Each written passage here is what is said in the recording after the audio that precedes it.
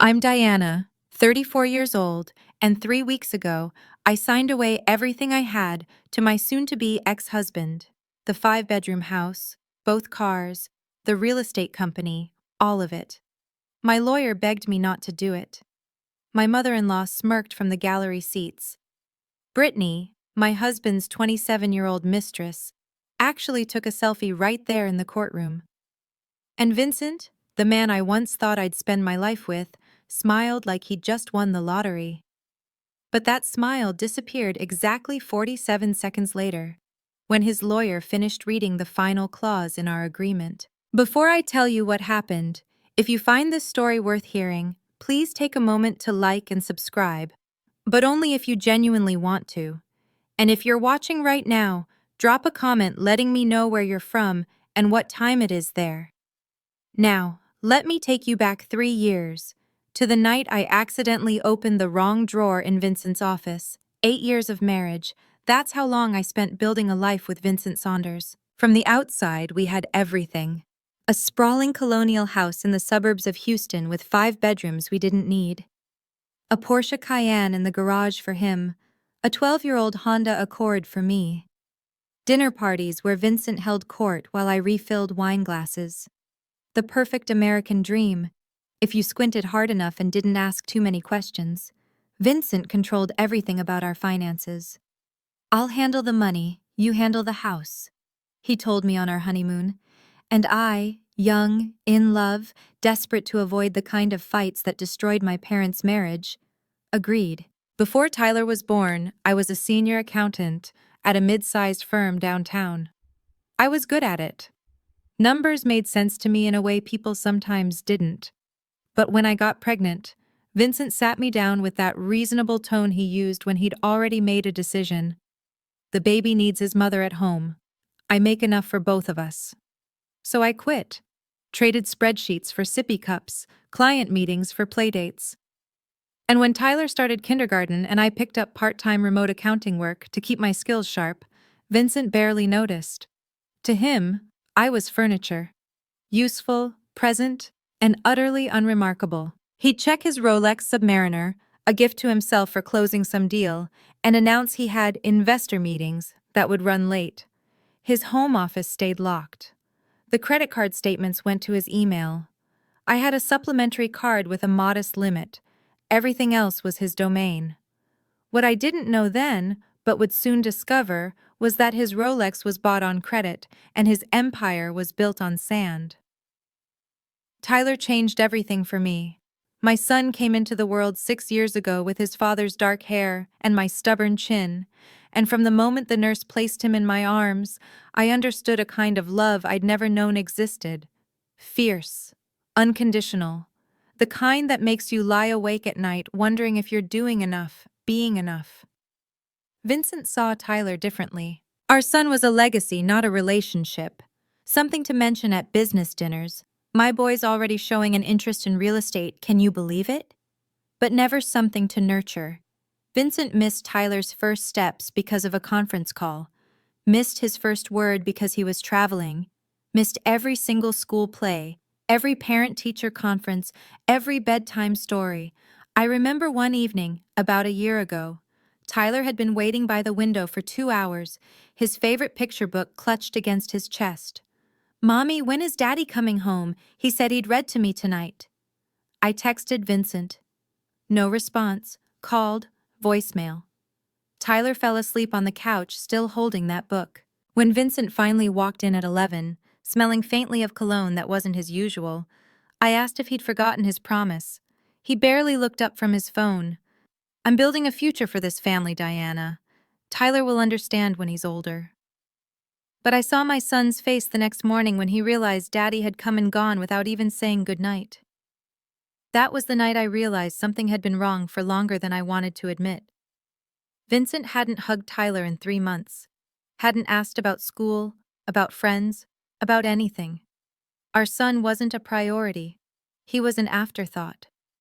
The night I found out the truth, I wasn't even looking for it. 3 years ago, Tyler had a school field trip coming up, and I needed his passport for some reason I can't even remember now. Vincent usually kept our documents in his office, But that night he'd left for one of his late meetings and forgotten to lock the door. I found the passport easily enough. Top drawer, right where he said it would be. But as I pulled it out, my hand brushed against a folder I'd never seen before. The return address on the top envelope made me pause. First National Bank. Final notice, stamped in red. My accountant's brain kicked in before my wife's heart could stop me. I opened it. 90 days past due. $340,000 outstanding on a commercial property loan. I opened another envelope. Wells Fargo. Delinquent account. Immediate action required. Then Chase. Then a letter from a collection agency I'd never heard of. By the time I finished going through that drawer, my hands were shaking. Not from fear, from the sheer impossibility of what I was seeing. Vincent's empire was hemorrhaging money. The properties he bragged about at parties were underwater. The company that was supposed to be our retirement was drowning in debt. Over $2 million. And he'd never said a word. I sat there in his leather chair for a long time, the papers spread around me like evidence at a crime scene. Then I did something that surprised even myself. I took out my phone, photographed every single document, time-stamped, dated, crystal clear. Then I put everything back exactly as I'd found it, turned off the light, and walked out. I didn't sleep that night, but I wasn't scared anymore. I was calculating. The next morning, I made a phone call to someone I trusted more than anyone, my college roommate Rachel Morrison. Rachel worked at a regional bank. We'd stayed close over the years, the kind of friendship that picked up right where it left off no matter how long between conversations. She was also the only person who'd ever looked at Vincent and said, "I don't know, Di. Something about him feels off." I should have listened to her then. I was listening now. "I need to run a credit check," I told her, "on myself. And I need to understand what debts might be attached to my name as a spouse." Rachel didn't ask why. She just said, "Come to my office tomorrow. Bring your ID." What I learned over the following weeks confirmed my worst fears and revealed something unexpected. Most of the debt was in Vincent's name alone, or tied to his company. But he'd taken out 2 loans using both our names without my knowledge, forged my signature, or used an electronic version I'd never authorized. "This is fraud," Rachel said quietly, showing me the paperwork. "You could report him." "Not yet." I folded the copies she'd made and slipped them into my purse. "I need to know the full picture first." And so began my 3-year education in financial survival. I opened a savings account at a different bank, one Vincent had no connection to. Every month, I funneled what I could from my part-time work. 200 here, 300 there. I documented everything, saved every email, every statement, every scrap of evidence that crossed my path. Rachel checked in periodically with updates. "The debt's growing, Diana, not shrinking." I wasn't surprised, but I was ready. Vincent had no idea his wife was watching and waiting. A year ago, Vincent started coming home smelling like someone else. It wasn't obvious at first. A hint of perfume that wasn't mine, a text notification he'd silenced too quickly, business trips that seemed to multiply overnight.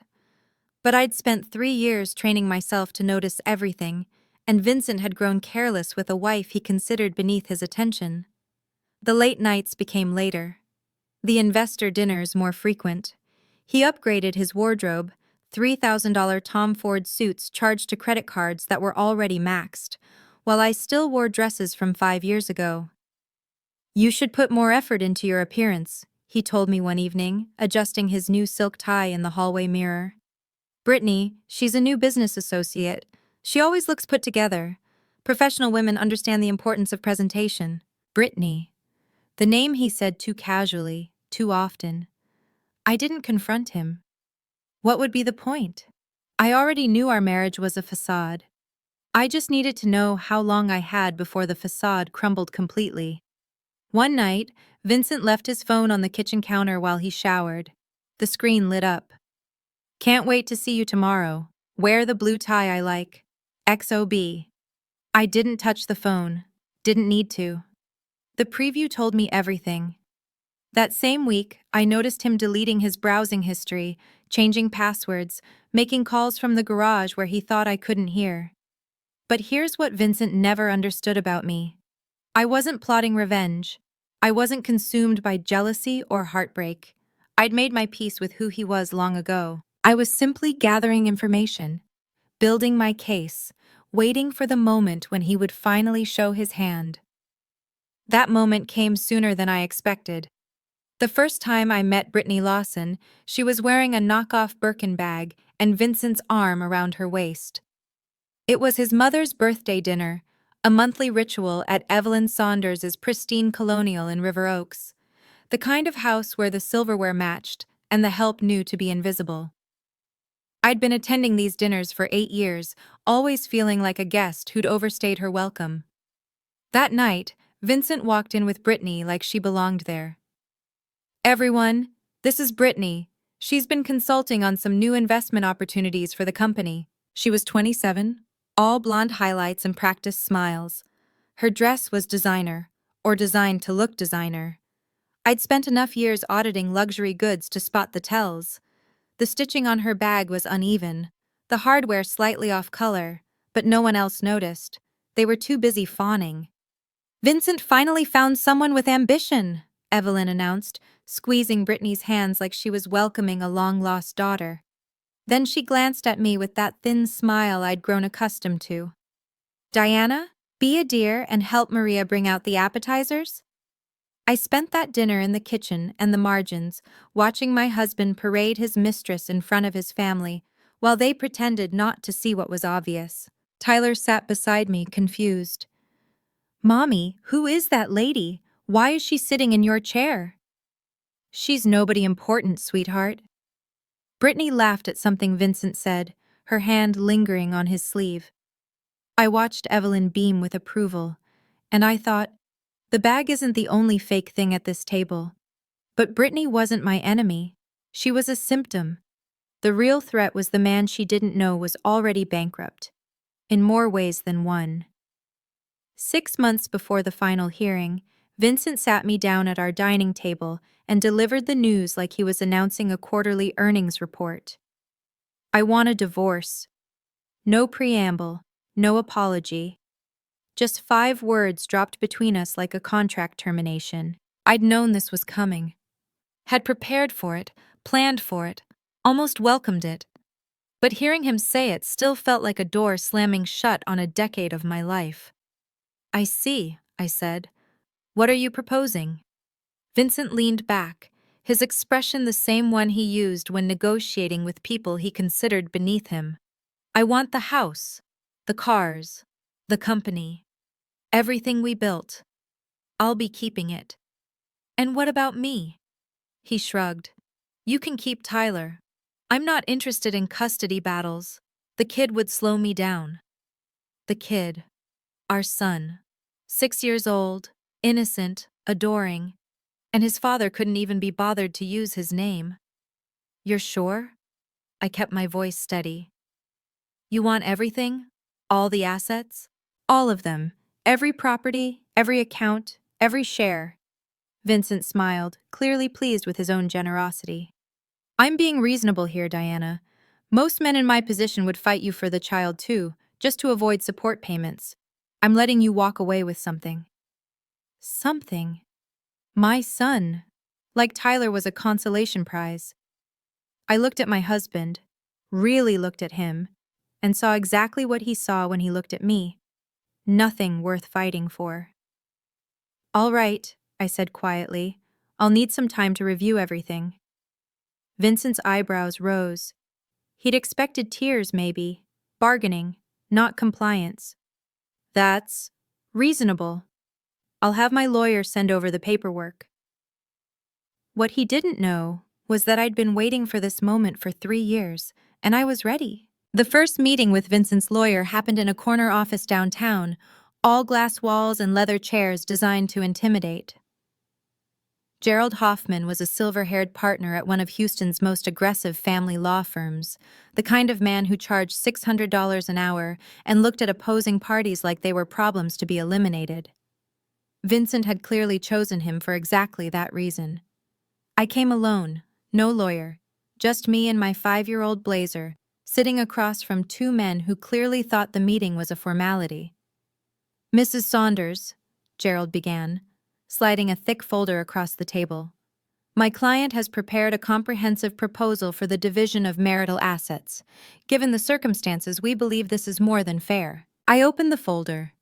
Pages of legalese detailing how Vincent would retain sole ownership of everything: the house, vehicles, investment accounts, and Saunders Properties LLC. In exchange, I would receive my personal belongings and custody of Tyler.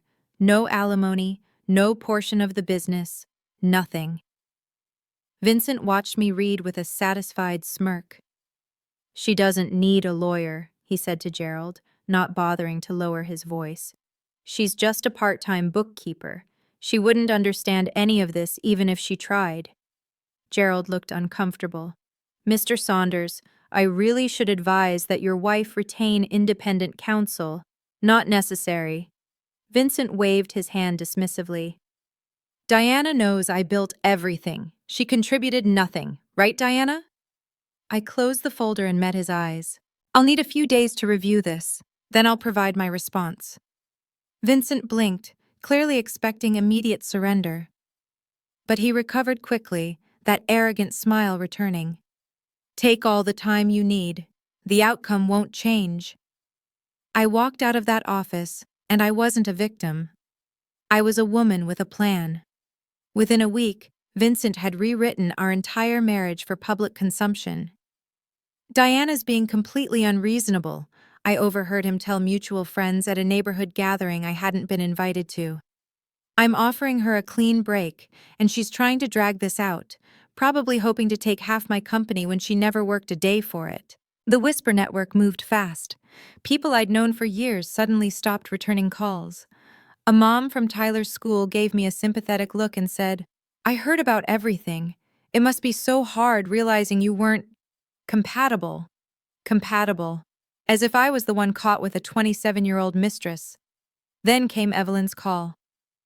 "Diana."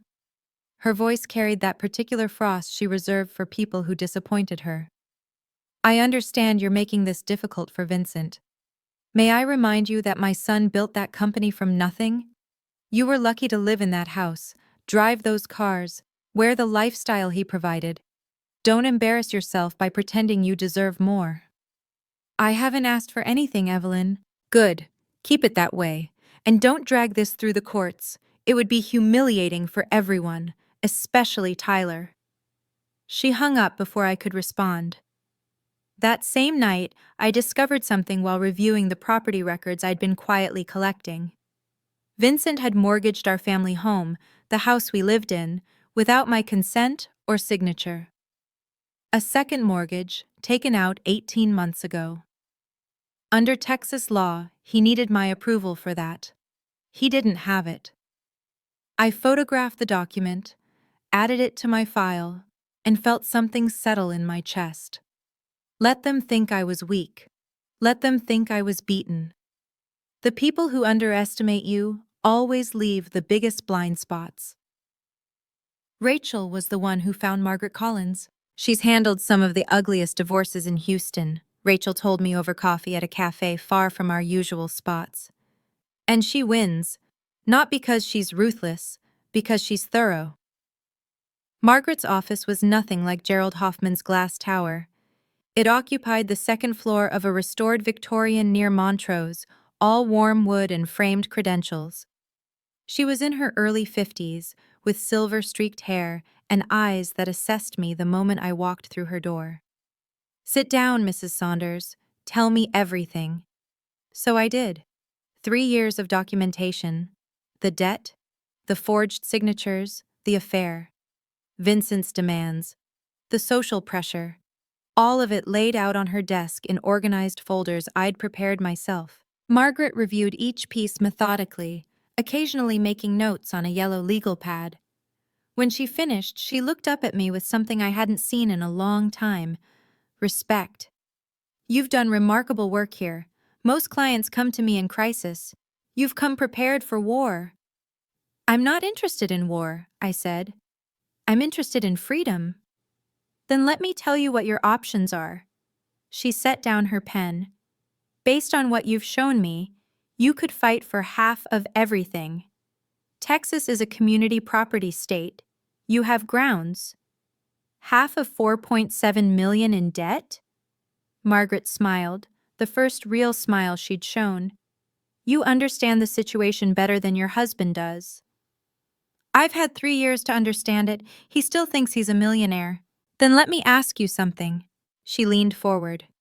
What do you actually want out of this divorce? I thought about Tyler, about my savings account, about starting over with nothing but my son and my dignity. I want him to get exactly what he's asking for. Margaret studied me for a long moment, then pulled a thick legal textbook from her shelf. Under Texas law, when marital assets are divided in a divorce, the debts attached to those assets can be assigned as well. It's called a liability assumption clause. She opened to a marked page. If one party agrees to take ownership of an asset, they can also be required to assume full responsibility for any liens, mortgages, or debts associated with it. So if Vincent wants everything, then Vincent gets everything, including the $4.7 million in liabilities currently attached to those assets. Margaret's pen traced a line in her notes. The key is ensuring the agreement is explicit and legally binding, and that he signs it voluntarily with full knowledge of what he's agreeing to. He won't read it carefully, I said. He never does. He already thinks he's won. That's his choice. Margaret closed the book. But we need to protect you legally. There's a document called a waiver of independent review. Essentially, he'll be acknowledging that he had the opportunity to have everything examined by financial experts and chose not to. His lawyer will tell him to get an independent audit. Almost certainly. But will Vincent listen? I thought about my husband, his ego, his certainty, his absolute conviction that he was the smartest person in any room. No, he won't. Then here's what we do. Margaret pulled out a fresh legal pad. We draft an agreement that gives him exactly what he's demanded. The house, the cars, the company, all of it. We include the liability assumption clause on page 47 of a 52-page document, and we wait for him to sign away his own future. And if he reads it, then you're no worse off than you were before. She met my eyes. But I don't think he will. Neither did I. The pressure came from multiple directions at once. Brittany called me first, actually called, not texted, her voice dripping with false sweetness. Diana, hi! I know this is awkward, but I just wanted to reach out woman to woman. She paused for effect. Vincent and I are looking at some properties together, and the financing is getting complicated because of the divorce timeline. If you could just speed things along, it would make everything so much easier. Speed things along, I repeated. You know how it is. We want to start our new chapter, and you're probably ready to move on too, right? It's better for everyone if we can just wrap this up quickly. I let the silence stretch just long enough to make her uncomfortable. I'll take that under consideration, Brittany. Then Vincent weighed in via email, always documenting himself, never aware of how those words might look later. Diana, my patience is running thin. If you don't sign within 2 weeks, I'll file a motion claiming deliberate delay. Gerald says I have grounds. Don't make this ugly. The threats continued. His lawyer sent formal letters. His mother left voicemails. Even acquaintances started reaching out with helpful advice about accepting reality. But buried in Brittany's phone call was something she probably shouldn't have mentioned. The financing is getting complicated, which meant Vincent needed assets on paper to secure new loans. He was planning to leverage the very properties that were already drowning in debt, probably to fund his new life with Brittany. He wasn't just greedy, he was desperate. I showed the email to Margaret. He's signing a waiver with this kind of documented pressure? She almost laughed. Diana, your husband is building our case for us. I just smiled. Let him keep pushing. Every threat was another nail in his own coffin. The family meeting was Evelyn's idea, naturally. We should settle this like civilized people, she announced, summoning us all to her River Oaks dining room, the one with the Waterford crystal chandelier and the mahogany table that had witnessed 30 years of Saunders family power plays. Vincent sat at the head of the table, Evelyn to his right, a few cousins and an uncle scattered along the sides like a jury. I was placed at the far end, physically marginalized, exactly where they wanted me. Diana has agreed to accept Vincent's terms, Evelyn began, not bothering to let me speak for myself. She'll sign the papers this week and we can all move forward from this unfortunate situation. Vincent smiled magnanimously. I always knew she'd come around. Diana understands she wasn't really equipped for this kind of negotiation. The cousins nodded. The uncle cleared his throat approvingly. I sat with my hands folded, saying nothing. We should acknowledge that Vincent is being extremely generous here, Evelyn continued. He's letting Diana keep Tyler, even though, she waved her hand vaguely, a boy needs his father, traditionally speaking. Tyler is my priority, I said quietly. I just want what's best for him. Then sign the papers, Vincent said. Stop dragging this out. I looked down at my hands, performing the defeated wife they expected to see. You're right, I'll sign. I only wanted to make sure I understood everything. Evelyn beamed. Finally, some sense. You see, Vincent? I told you she'd come around, once she realized she had no other choice. Across the room, I caught Tyler watching from the doorway where the nanny was supposed to keep him occupied. His small face was confused, worried. I smiled at him gently. What nobody in that room understood was that I hadn't surrendered. I just made them think I had. The night before the final hearing, I sat alone in the tiny apartment I'd rented after moving out of the house. 2 bedrooms, 1 bathroom, a galley kitchen barely big enough for 2 people to stand side by side. But it was clean, it was safe, and it was ours. Mine and Tyler's. My son had fallen asleep an hour earlier, his favorite stuffed elephant tucked under his arm.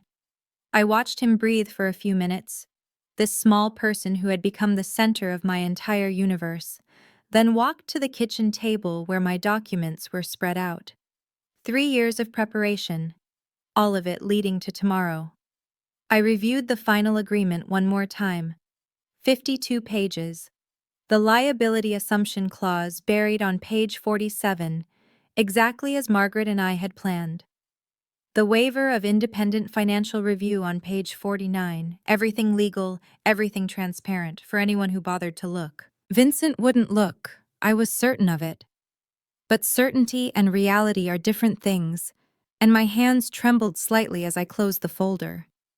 On the counter, I'd set out my outfit for tomorrow. A simple gray blazer, white blouse, minimal jewelry. The only piece that mattered was the ring my grandmother had left me. A thin gold band with a tiny sapphire, worth nothing monetarily but everything emotionally. It was the one asset Vincent had never thought to claim. Tyler stirred in his sleep, mumbling something about pancakes. I walked back to his room and sat on the edge of his bed, brushing hair from his forehead. Whatever happens tomorrow, I whispered, we're going to be okay. The words were meant for him, but maybe I needed to hear them too. I didn't sleep much that night, but I wasn't afraid anymore. I want to pause here for a moment, if you don't mind. Before I tell you what happened in that courtroom, I need to say something to anyone listening who might recognize pieces of their own story in mine. If you're in a relationship where you feel controlled, where someone else manages every dollar, makes every decision, treats you like you're invisible or incapable, I want you to know that you're not alone, and you're not crazy for feeling trapped. For 3 years, I stayed silent. Not because I accepted what was happening, but because I was building something in that silence. A plan, a safety net, a way out that no one could take from me. I'm not telling you my path is the right one for everyone. Every situation is different, but if there's one thing I've learned, it's this. Silence isn't always weakness. Sometimes it's strategy. And knowing your own worth doesn't require anyone else to see it. If this story means something to you, share it with someone who might need to hear it. A friend, a sister, a coworker who's going through something similar. Sometimes the most powerful thing we can do is remind each other that there are options, even when it feels like there aren't. Hit that like button if you want to help more people find this video. And if you're still here, still listening, comment and tell me, have you ever been underestimated? How did you prove them wrong? I'll be reading every single response. Now, back to the morning of the hearing.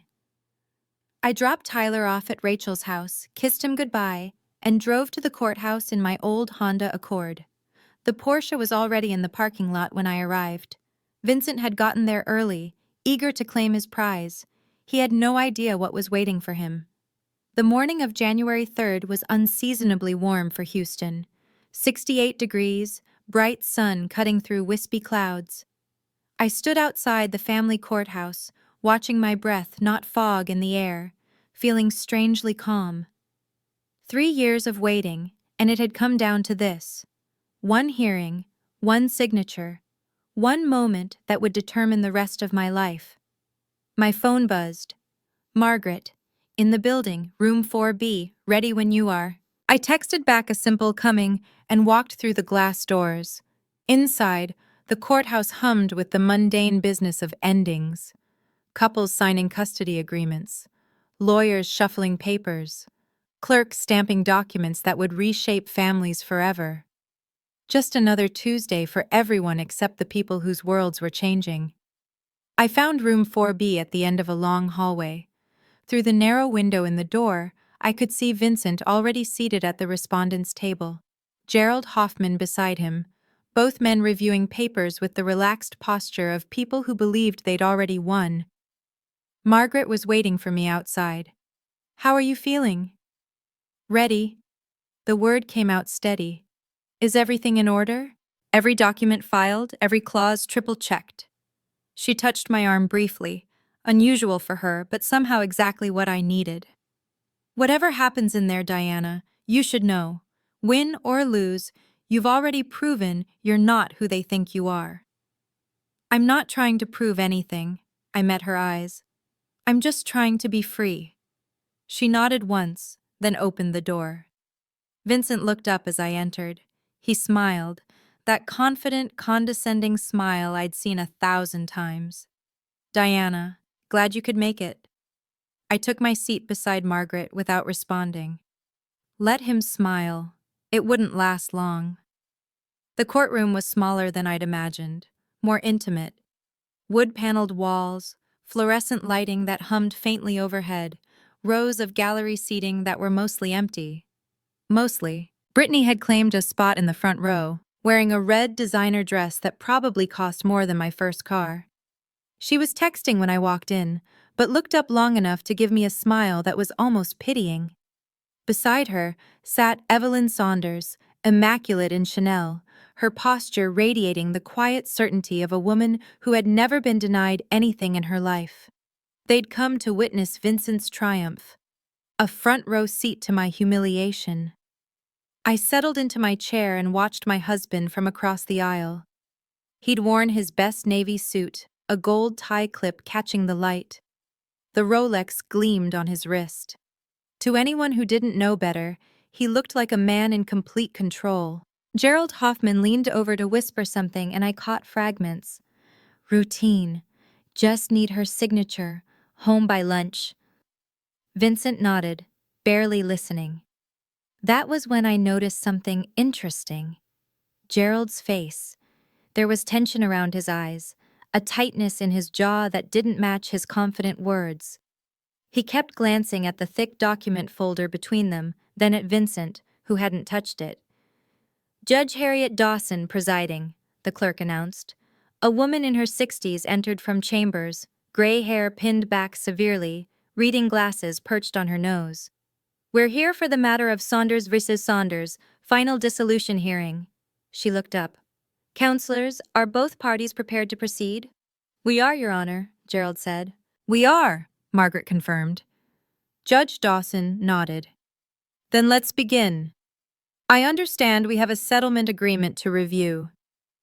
Vincent straightened in his seat, practically glowing with anticipation. Showtime. The agreement was read into the record with the same clinical detachment as a medical diagnosis. Mrs. Saunders agrees to relinquish all claims to the marital residence located at 4521 Willow Creek Drive, the clerk read, as well as all motor vehicles registered to the marriage, including one 2023 Porsche Cayenne and one 2012 Honda Accord. The list went on. Properties, investment accounts, Saunders Properties LLC and all its holdings. Every asset Vincent had demanded, formally transferred to his sole ownership. Brittany squeezed Evelyn's arm, beaming. Judge Dawson looked over her glasses at me. Mrs. Saunders, you understand that by signing this agreement, you are relinquishing your community property rights to these assets? I understand, Your Honor. And you've had adequate time to review this agreement with your counsel? I have. Any questions before we proceed with signatures? No, Your Honor. Gerald Hoffman cleared his throat. Your Honor, I'd like it noted that my client was advised to obtain independent financial review of the marital assets and debts, but has elected to waive that review. Mr. Saunders? Judge Dawson turned to Vincent. Is that accurate? You're waiving your right to have the financials independently verified before signing? Vincent didn't hesitate. I built this company, Your Honor. I know exactly what it's worth. I don't need some accountant telling me what I already know. Then please sign the waiver on page 49. Vincent took Gerald's pen, a Mont Blanc naturally, and signed with a flourish. I watched Gerald's face as Vincent handed back the pen. The attorney was flipping through pages rapidly now, searching for something. His eyes stopped on page 47. The color drained from his face. Vincent, he whispered urgently, reaching for his client's arm. Wait! But Vincent was already turning to page 52, signing his name on the final line. Done, my husband announced. The moment Vincent's pen lifted from the paper, Gerald Hoffman's face went white. I watched it happen in real time, the realization spreading across his features like ice forming on a windshield. His mouth opened slightly, his hand gripped the edge of the table. Vincent, his voice was barely above a whisper. Vincent, we need to stop. What? My husband laughed, sliding the signed document toward the clerk. It's done. She signed, I signed. Let's wrap this up. You don't understand. Gerald was scrambling through the pages now, his professional composure crumbling. Page 47. The liability assumption clause. The what? Judge Dawson held up her hand. Mr. Hoffman, is there an issue? Gerald looked from Vincent to the judge to me, and I could see the exact moment he understood he couldn't undo what had just happened. Your Honor, my client may not have fully understood. Your client, Margaret interrupted smoothly, was asked directly if he wanted independent financial review. He declined. He signed the waiver voluntarily. The agreement is executed. What is everyone talking about? Vincent's voice had lost its confidence. What's on page 47? Gerald handed him the document, his finger pointing to the relevant clause. I watched my husband's eyes move across the text. The party receiving marital assets hereby assumes full personal liability for all debts, liens, mortgages, and financial encumbrances attached to said assets, releasing the other party from any and all obligations related thereto. Vincent's face went gray. This says... He looked up at Gerald, then at me. This says I'm responsible for the debts? All $4.7 million, Margaret confirmed. As of your signature 30 seconds ago. Brittany's voice cut through from the gallery. 4 million what? I sat perfectly still, watching my husband finally understand what he'd just done to himself. Vincent shot to his feet so fast his chair screeched against the floor. This is fraud! His voice echoed through the small courtroom. She tricked me! This whole thing is... She can't do this! Mr. Saunders, sit down. Judge Dawson's tone left no room for negotiation. I'm not sitting down until someone explains how this is legal. Gerald, do something. Gerald Hoffman stood frozen, his face the color of old paper. You signed the waiver, Vincent. You specifically stated you knew what the assets were worth. You refused independent review. Because I thought... Vincent spun toward me. You knew. You knew the whole time. You planned this. I didn't plan anything. My voice came out steady, calm. I just gave you exactly what you asked for. Your Honor, Vincent slammed his palm on the table. I demand this agreement be voided. I was deceived. You were not deceived, Mr. Saunders. Judge Dawson removed her reading glasses, fixing him with a stare that silenced the room. The financial records of your company are public. The debts attached to your properties are matters of record. Your wife's attorney included full disclosure documentation in the agreement packet. You chose not to read it. I didn't know. You signed a waiver stating you didn't need to know. The judge's voice hardened. This court cannot protect parties from their own arrogance. From the gallery, I heard Brittany's voice, high and panicked. Vincent, what does this mean? You said you were a millionaire. Evelyn was already standing, gathering her purse, her face rigid with fury and embarrassment. Mom! Vincent reached toward her. Don't. The single word cut like a knife. She walked out without looking back. Vincent stood in the wreckage of his victory, finally understanding that he hadn't won anything. He'd just inherited his own destruction. In the silence that followed Evelyn's exit, I stood. Vincent turned to me, his face contorted with rage and desperation. Emotions I'd never seen him show so openly. For 8 years, he'd been the one in control. Now he was watching that control dissolve like sugar in water. You destroyed me, he whispered. You destroyed everything. I walked to the center of the courtroom, close enough that he could hear me clearly, but far enough to maintain the distance I'd been building for 3 years. No, Vincent, you destroyed yourself. I just stopped cleaning up after you. Diana. For 8 years, you told me I had no value, that I didn't understand business or money or anything important. I kept my voice level, the way I'd practiced in front of my bathroom mirror on nights when I couldn't sleep. You said I was just a part-time bookkeeper. You said Tyler was a burden. You said I should be grateful you let me stay. His mouth opened, but no words came. I'm not grateful. I touched my grandmother's ring, drawing strength from the small, familiar weight. I'm free, and for the first time in 8 years, I can finally breathe. I turned to Margaret, who was already packing her briefcase with quiet efficiency. Then I looked back at Vincent one final time. I don't hate you. I'm not even angry anymore. I just refuse to let you define who I am for one more second. Diana, wait. We can fix this. We can… No! The word was final, complete. There's nothing left to fix. I walked out of the courtroom, my footsteps steady on the tile floor. Behind me, I heard Vincent calling my name, heard Gerald trying to calm him down, heard Brittany demanding explanations. But I didn't look back. I was already gone. I was halfway down the courthouse hallway when the shouting started. Through the glass doors of room 4B, I could see Brittany standing in Vincent's path, her face flushed, her carefully applied makeup starting to run. $4.7 million. Her voice carried clearly into the corridor. You told me the company was worth 10 times that. You said we were going to buy a house in the Galleria, travel to Europe, start a family. Brittany, listen. Vincent reached for her arm. She yanked away. Don't touch me. God, I can't believe I fell for this. My father was right about you. Your father cut you off.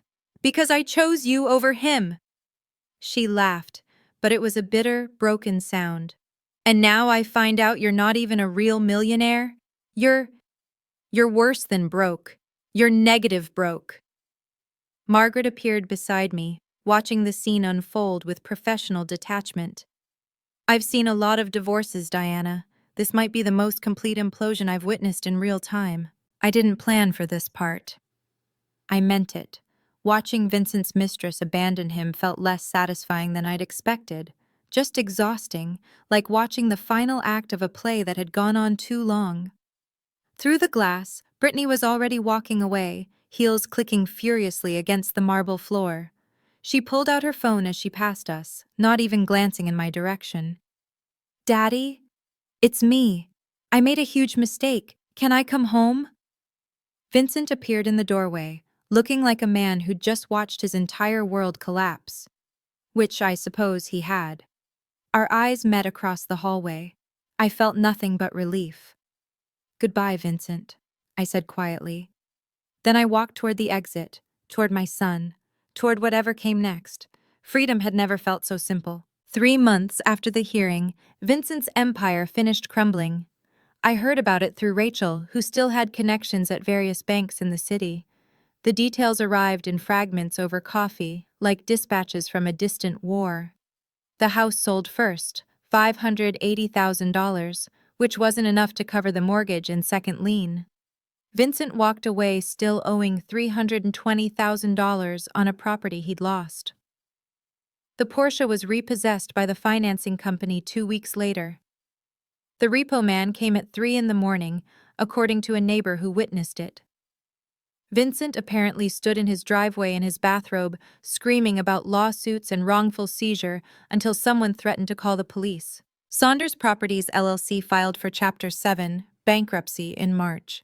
The commercial properties Vincent had been so proud of went to auction, where they sold for a fraction of their original purchase prices. The remaining debt, nearly $3 million, stayed with him. He had to move out of the house before the sale closed, Rachel told me. Found a studio apartment in a complex off 290. No doorman, no pool, no anything, really.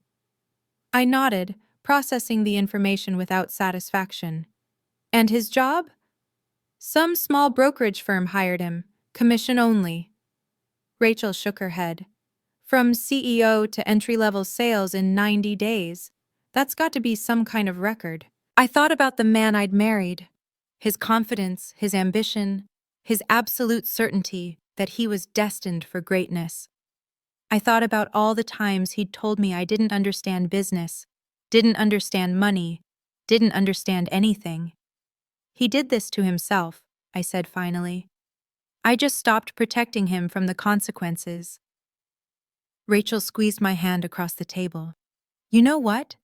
That's the best kind of revenge, the kind you don't even have to take. Summer arrived, and with it, a new beginning. Our apartment had transformed over the months from a temporary refuge into something that felt like home. Tyler's drawings covered the refrigerator.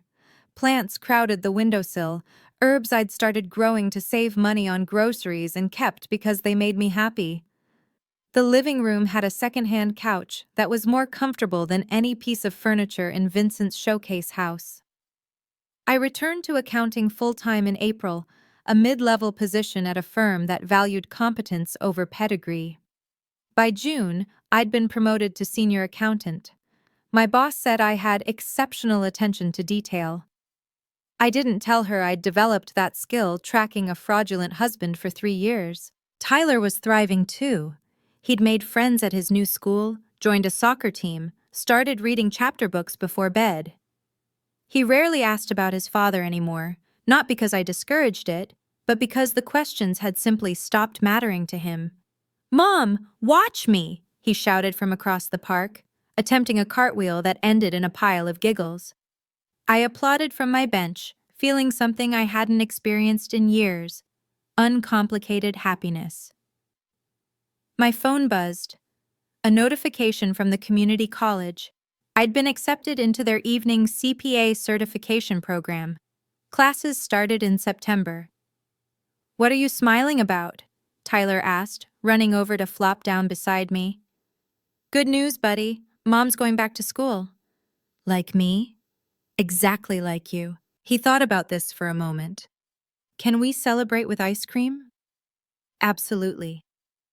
We walked to the shop on the corner, hand in hand, and I realized something that surprised me. This small life, this modest apartment, this ordinary job, this simple joy, was everything I'd never known I wanted. And it was entirely my own. I want to take another moment here, if that's okay. We're almost at the end of this story, but before we get there, I have a question for you. Have you ever made a decision that everyone around you thought was insane? Have you ever trusted yourself when no one else did? Because that's really what this story is about. Not revenge, not karma, not watching someone get what they deserve. It's about the quiet voice inside you that knows the truth, even when the noise of everyone else's opinions tries to drown it out.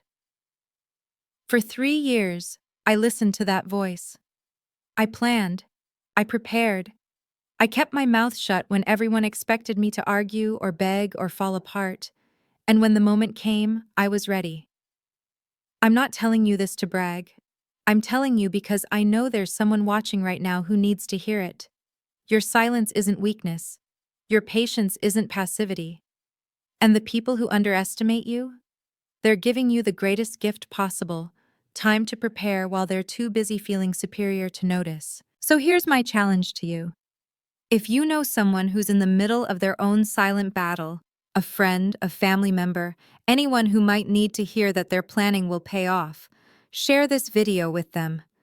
And if this story has meant something to you, take a second to like, subscribe, and turn on notifications. It helps these stories reach more people who might need them. Now, let me tell you what happened when Vincent finally reached out to me, a year after everything fell apart. Because that's when I learned something unexpected. About him, about myself, and about what forgiveness actually means. We're almost at the end. Stay with me. The text came on a Tuesday evening, almost exactly 1 year after the final hearing. I need to talk to you, it's about Tyler. I stared at my phone for a long moment, thumb hovering over the delete button. Then curiosity, or maybe something softer, made me type back, public place. Tomorrow, noon. The cafe on Westheimer. He agreed. I almost didn't recognize Vincent when he walked in. The tailored suits were gone, replaced by khakis and a polo shirt that hung looser than it should have. He'd lost weight, not in a healthy way. His face looked tired, the confidence drained from his features. He sat down across from me without ordering anything. "You look good," he said. "You look happy." "I am." Silence stretched between us. He stared at his hands. "I'm not here to apologize," he finally said. "I know you wouldn't believe me if I did. I'm here because—" He took a breath. "I've been in therapy. For 6 months. And my therapist says I need to take accountability for what I did. To you. To Tyler." I waited. "I was a terrible husband. And a worse father." The words came out like they physically hurt him. "I treated you like you didn't matter. I treated our son like an afterthought. I was so obsessed with my own image that I couldn't see what I was destroying." "Why are you telling me this?" "Because I want to see Tyler." He met my eyes for the first time. "Not to get back at you or prove anything. I want to try to be his father. A real father.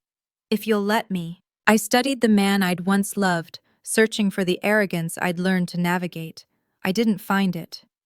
"I'll consider it," I said. "On conditions." That night, after Tyler was asleep, I sat on my balcony with a cup of tea and watched the city lights flicker in the distance. I thought about the woman I'd been 3 years ago, scared, uncertain, convinced that silence was her only option. I thought about the woman I was now, still quiet, but no longer afraid. Still careful, but no longer trapped. Vincent wanted back into Tyler's life. 6 months ago, I would have said no without hesitation. But something in his eyes today had been different. Something broken that was trying to rebuild itself. I couldn't heal him. That wasn't my job anymore. But Tyler deserved to know his father, or at least the father Vincent was trying to become. So I set my conditions. Monthly therapy sessions, verified by his counselor, steady employment for 6 months minimum. Supervised visits first, progressing only if Tyler felt comfortable. And one absolute rule: he would never, ever speak about me negatively in front of our son. Vincent agreed to everything. I didn't know if he'd follow through. People promise change all the time and deliver nothing. But I'd learned something important over the past 3 years. Boundaries aren't about controlling other people's behavior. They're about protecting your own peace. I pulled out my journal, something my own therapist had suggested I start, and wrote a few lines. Boundaries aren't walls. They're doors. You choose who walks through them. I chose to give Vincent a door. Whether he walks through it as a better man is up to him. Either way, Tyler and I will be okay. The tea had gone cold, but I didn't mind. I sat there a while longer, watching stars emerge through Houston's light pollution, and let myself feel something I'd almost forgotten was possible: hope. September arrived with the smell of fresh notebooks and new beginnings. Tyler started first grade the same week I started my CPA certification classes. We developed a routine: homework together at the kitchen table, him practicing his letters while I studied tax law. Sometimes we'd quiz each other. He usually won. "What's 4 plus 6?" I'd ask. 10. "What's the difference between assets and liabilities?" I'd laugh. "Where did you learn that word?" "From you. You say it in your sleep sometimes." Work was going well. My boss had mentioned the possibility of partnership track if I continued performing at my current level and finished my certification. For the first time in my adult life, I was building something that belonged entirely to me. Rachel came by one evening with a bottle of wine. The good kind, not the sale rack kind we used to split in college. "I have news," she announced, settling onto my second-hand couch. "Your ex-husband paid off one of his smaller debts last month. First voluntary payment he's made since the bankruptcy." I took a sip of my wine. "That's good. For him." "Aren't you curious about the details?" "Not particularly." Rachel studied me for a moment, then smiled. "You really are over it, aren't you?" I was over it the day I walked out of that courtroom. I looked around my modest apartment, the plants, the drawings, the evidence of a life built from scratch. I just didn't know what came next. Now I do. The next morning, Tyler and I walked to school together, his hand warm in mine. "Mom?" he asked as we reached the gates. "Are you happy?" I knelt down to his level, adjusting his backpack straps. "Yes, baby, I really am."